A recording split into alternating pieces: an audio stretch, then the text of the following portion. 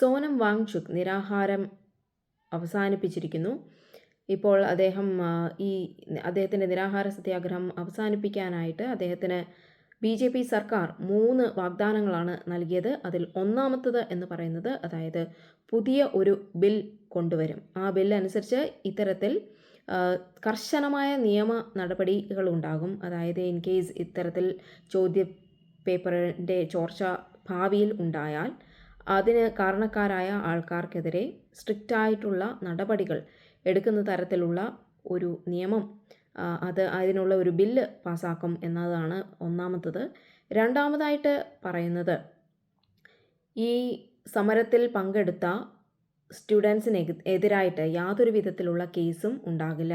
അവർക്ക് യാതൊരുവിധ പ്രശ്നങ്ങളും അവർ ഫേസ് ചെയ്യേണ്ടി വരില്ല. മൂന്നാമതായിട്ട് പറയുന്നത്, ആത്മഹത്യ ചെയ്ത വിദ്യാർത്ഥികൾ സ്റ്റുഡൻസ് ഉണ്ട്. അതായത് ഈ പരീക്ഷ പേപ്പറിൻ്റെ ചോർച്ച അറിഞ്ഞ ഉടനെ അതിൻ്റെ പ്രയാസത്തിൽ ആത്മഹത്യ ചെയ്ത സ്റ്റുഡൻസിൻ്റെ ഫാമിലിക്ക് ഫൈനാൻഷ്യൽ കോമ്പൻസേഷൻ കൊടുക്കണമെന്നത് അത് ഒരു ആവശ്യമായിരുന്നു. അതും ഗവൺമെൻറ് ഇപ്പോൾ കേന്ദ്ര സർക്കാർ സമ്മതിച്ചിരിക്കുകയാണ്.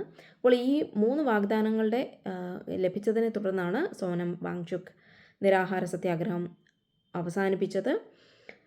ഇപ്പോൾ മറ്റൊരു വാർത്ത എന്ന് പറയുന്നത്, CJP പക്ഷേ ഇപ്പോഴും അവരുടെ സമരം അവസാനിപ്പിച്ചിട്ടില്ല. അവർ പറയുന്നത്